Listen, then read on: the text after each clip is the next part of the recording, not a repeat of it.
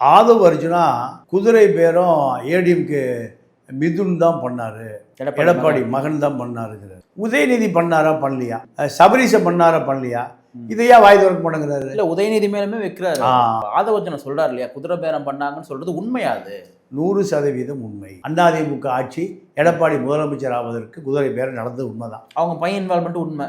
பையன் எல்லாம் உதயநிதி சபரீஷ் 2 பேர் எடப்பாடி வீட்டில் வந்து சாப்பிட்றாங்க இரவு.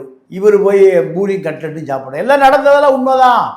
ஆனால் இந்த குதிரை பேரம் நடந்ததை போல விஜயும் செங்கோட்டையின் மூலமாவா, செங்கோட்டையின் மூலமா ஆதவ் அர்ஜுனாவும் குதிரை பேரம் நடத்தி தான் டிடிவி காமராஜர் தூக்கிட்டு போனது. முதலமைச்சர் விஜயை விட அதிகமாக வன்மம் கொண்டவர் திமுக மேல ஆதவ் அர்ஜுனா. ஏன்னா ஆதவ் அர்ஜுனாவுடைய 5 ஆண்டு கால உழைப்பையோ 500 கோடியோ மாமனார் கொடுத்தது.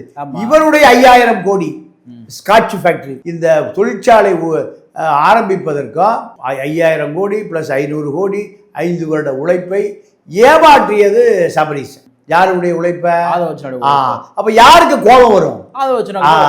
இப்படி பழி வாங்கி தீருவேன். விஜய்க்கு திமுக மீது கோபத்தை ரைஸ் பண்ணது யாரு? ஆதவ் அர்ஜுனா.